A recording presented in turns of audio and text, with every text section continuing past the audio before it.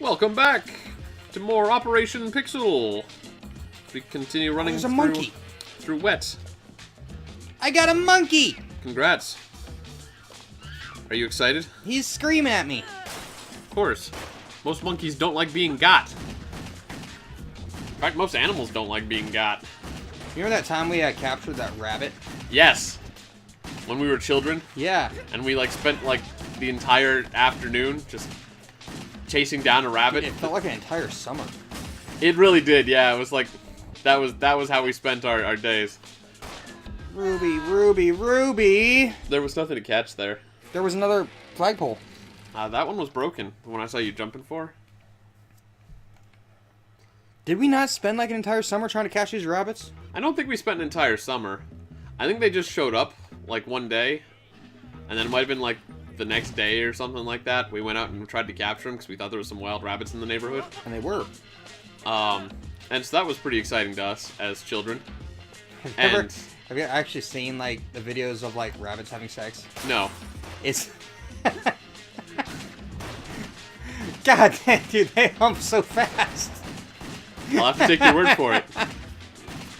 Which is why it's a big joke about they hump like rabbits. I thought it was just because they had a lot of children. They do, but you should see their gestation period or whatever is crazy short, and then they freaking screw like nuts. Huh. There's a guy kind of behind you there too. I know, I saw him. Okay. Oh, I shot him in the nuts. Way to go. I got ball breaker. But yeah, I mostly remember. I think we caught most of them. I think we caught 2. Yeah, I don't know. We definitely caught some of them, At least 1. which was actually surprisingly challenging. I know, we caught it in gotta the say, backyard with somebody's pillowcase or something. I remember the one I remember catching. We cornered below a car, and then with one of us on each side of the car, we sort of chased it out and grabbed it. More or less. But Everybody on either side of the car. yeah. They're just they're trapped now. Yep, that rabbit wasn't going nowhere. Except inside the pillowcase. I don't know if we pillowcased him. We did. We totally did. I know, because our neighbor kept it. Yeah. Well, I know our neighbors kept the rabbits. So they were well taken care of. Because they had rabbits before. Sure. But I just don't remember exactly how we captured them after. Actually, I think after they cornering them. eventually let their rabbits go at a nearby park. Could be then, maybe. I don't really remember what happened to them. Hey, let them. I did have fun catching them. Yeah. I was gonna say that, they let almost all the rabbits loose at Forest Park. Sure. Yeah, that'd be a good place for them. That's rabbit heaven. But yeah, no, I remember when we were kids, we used to catch all sorts of things.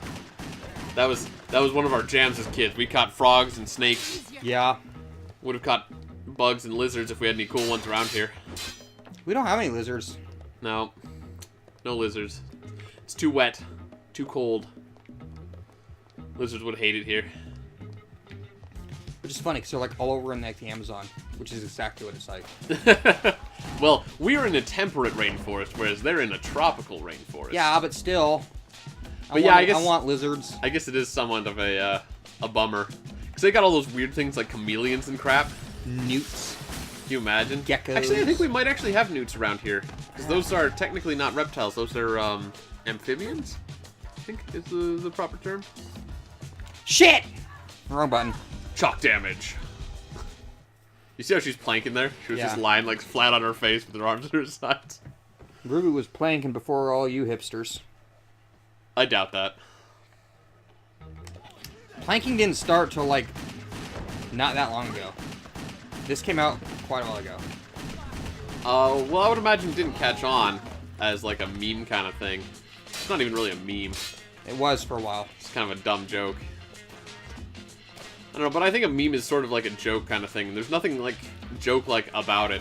It's almost more of a challenge. A dumb challenge. Yeah. Find the weirdest place to lie down in the middle of nowhere. I did see a couple that were kind of impressive, though. like somebody like planking on the top of a door. Uh-huh. I'm like, all right, props to you. Yeah. But Like see, you're like yeah. lying straight on the top of a door that's opening.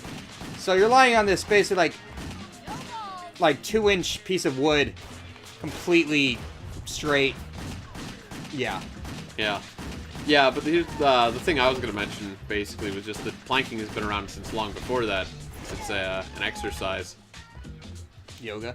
Yeah, it's probably mainly a yoga thing.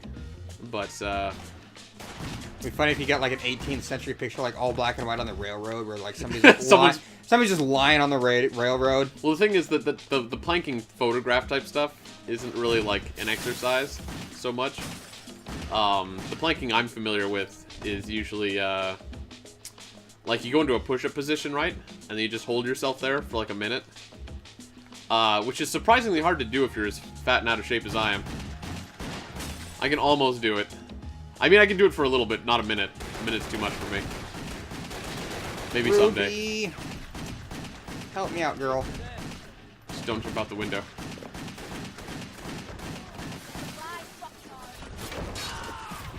Come on. Well, keep going with your plank. There's a guy behind you. I know. Okay. That's why I was aiming at the other guy first. Making sure you didn't just think he was dead and then miss him. Let's see, there's also side planking, where you can kind of rotate. That's how I sleep. But I was gonna say, from the push-up position, right?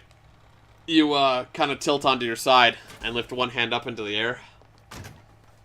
That's how I sleep. You do not sleep side planking. Like, you might sleep side planking in the, kind of joke meme version of it, but not the exercise version of it. If you're holding yourself up, like in a push-up position, while you sleep, you're doing it wrong. That's why I'm so buff. I sleep and exercise. That's how awesome I am. That would be pretty cool. I do push-ups in my sleep. Literally. I eat chin-ups for breakfast. Literally. You pull out this box of chin-ups. Frosted chin-ups, part of this complete breakfast. Now try our cinnamon squats. Berry flavored chin-ups. There's like these stupid little like berries in them and everything, like that are like so poorly designed. They look like just little balls. Yeah. And then of course they'd have like some dumb like version for kids. Oh, because what would be the prize inside the box? Like a mouth guard or something? A free mouth guard inside. Like you got like little kids that are like super crazy buff training for the Olympics. Like, mommy, I want the mouth guard. I can imagine them having like maybe some crappy wristbands that are like not one very of those good, fist like wrist trackers or something. or just just wristbands in general. Something that seems sporty but doesn't actually do you much. Like a digital watch. You remember when like cereal prizes were actually good? Dude, freaking Chex Quest. Yeah, that's kind of a shining example though. I think that's. But they get like the spoons that change color, and the milk and everything. I'm not sure I would call that a good prize. It's better than like freaking stickers nowadays. Or now you have to buy like 8 boxes and like send in for it. You always had to do that. No, you'd find the color changing spoons at the bottom of the box. Yeah, sometimes. Depends on the cereal and the brand. Yeah, but there'd always be at least one cereal that had a prize in the box. Now there's like nothing. I'm sure there's still one. There is nothing. I was at the store yesterday. I specifically looked for prize in the box cereal. You went to the store and you walked down the cereal aisle. You're like, what do I want for breakfast? Which one gives me the best prize? What I was doing is I was going in, thinking of nostalgia. I'm like, I remember getting stuff out of the box. Does anything still have prizes in the box? The answer, no. I feel like I had something not too long ago that had a prize in the box. You lie. And it was a dumb toy thing. Like, it was like related to some Disney movie or something, like some recent Frozen Pixar film or something. I can't remember. I'm trying to find where I need to grab. Let's see, you can see stuff on the ceiling there. Okay. Oh, there you go. It was that easy. Uh-oh. Pow! Hey, that window... Oh, never mind. I was going to say the window's still there. Mercenaries. But no, yeah, there's Repelling it. no place that ever has, like, prizes in the box anymore. I don't know. I think part of the problem is that we've grown up, and our expectations have changed. And, I don't know, maybe children are just more easily amused than they used to be. No, or less amused because they want, like, a fucking iPod in their cereal or whatever. Nobody wants an iPod in their... I mean, like, I guess that'd be nice, right? You're like, hey, look, something that's worth $600 in my cereal box. Yeah. They don't want anything like... That's not like gonna a freaking, happen. like, Cracker Jacks thing. Like, they used to have, like, cool stuff. Like, my dad actually proposed to my mom by making... Like, opening a bottle of... a thing of Cracker Jacks, opening up the little prize package, putting the wedding ring inside of it, and then sealing it back up, and then, like, giving her the bottle of why do I keep saying bottle? The the box of Cracker Jacks. He's like, here, why don't you have the prize? And then she legitimatly thought it was an actual prize, not like a wedding ring. Yeah, she just won the lottery, Because basically. that's how awesome prizes used to be. But no, like now they're just like little like rub-on tattoos or whatever. You're the one who killed my son. Oh. My boy. William Ackers, I shall now kill you. Why did you do it? Oh, is his son the one who got decapitated? Come on. Possibly. I think it might be. That wasn't me though. And that might be why you're teaming up with him now, or trying to talk to him. What else of value can I you guess take? so. Maybe that's what's going on. Makes sense to me. That's my assumption right now, because I haven't been listening a heck of a Well, lot. he's like calling me names now. Yeah, well, he doesn't like you. He thinks you killed his No, son. I call which her. I call her names too. when you she- captured his son because you're a mercenary. Nope, he's gonna kill me. Oh, Uh-oh. Quickie times. So, when have, like, threads ever been a viable weapon? I don't know. I've heard they have stuff I- like diamond wires. Or I know, something but, like like, that that- can cut people up pretty bad. Yeah, but not, like, in, like, freaking anime, they're like... And then, like, their body falls apart into, like, a billion pieces. That doesn't happen. Yeah, I don't know too much about that. I know, like a garrote can, like, choke somebody, Yeah, but it doesn't, like, cut them up. no. Like a... Yeah, like, if it's like a medieval thing, like a feudal Japan thing, I don't think they had, like, wires that could cut people significantly back then. They barely had swords that could cut people, like, bisecting cut people, you know? Yeah, Like just the friggin', you know, samurai blades, the katanas were barely able to... They were like the only swords that could actually, like, cut through somebody's spine. Like the neck joints and spine and everything. that's sort of the story, yeah, that they built them in a way that could cut through bone. Just, But, I mean, all the others, they deal lethal blows, but they wouldn't, like, you know, one swing, perfect form, cut somebody's head off immediately, right? yeah, sure. So, it's just flash photography, right? You know what I mean? Like, it's smoke and mirrors. Yeah, it's to be fancy. Like, Probably. I have fancy thread that will cut your I think- soul. I think the closest thing to that, historically, that I'm aware of, A noose. is that in Japanese history there was a weapon known as a kusarigama, which is basically a knife with chain. It was a sickle. It's sickle and wasn't it? chain, yeah. I think sometimes there's straight ones, but yeah, it's generally a sickle and chain. Is there one right there? And there's usually a weight on the end. But the point of that was that the weight was the mainly damaging part. Like, the chain could do some damage if it, like, wrapped up someone's sword or, like, you know, inconvenienced them to some degree like that, right? Ruby. I want to go right there. Yep. Can you shoot the wire on that thing? Drop I it? have to break the door right here. Yeah, I know. Can you drop the I have grates? to. I'm trying to, but I have to break that thing There's first. like a wire. No, this breaks the wire. Oh. Thing that I've been trying to hit for the Oh. past. Okay. Yeah, that breaks it. Got it.